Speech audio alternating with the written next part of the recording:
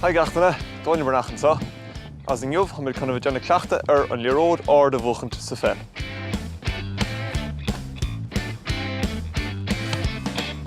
Is countas na skillne is áile ha I pelgweilach na an leróid ard a bhuachant san air.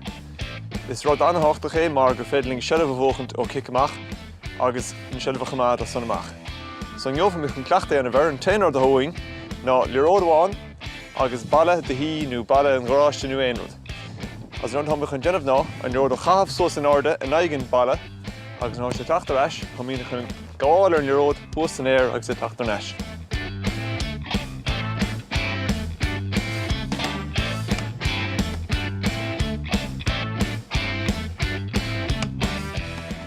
So, an hamid chun déanamh ná an leróid a teachtar neis ón balle, hamid chun léimt as cos amháin nó ráchos mas mallet.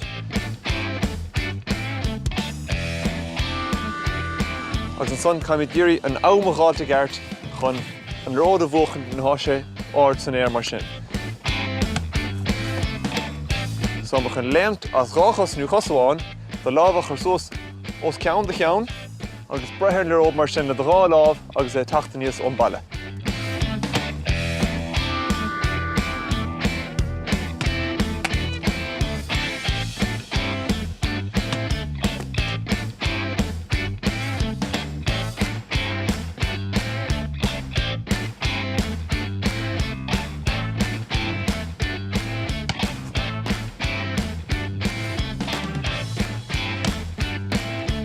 So an jobh fi mar déanna cleachta ar an leróid ard a bhuachant sa fel.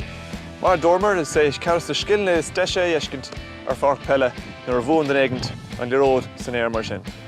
So ná in drúd, sa mala, is féidir éonad leat héin agus beidir córamh cévéad gur féad le Jennifer trocha second. Nú má córóid ar éigin na rut mar cosúla de thar, nó de fór, nó tismthór, beidir gur féad le ród a cháil suas idir an bertagah agus fechan cévéad le na róid a bhuachant.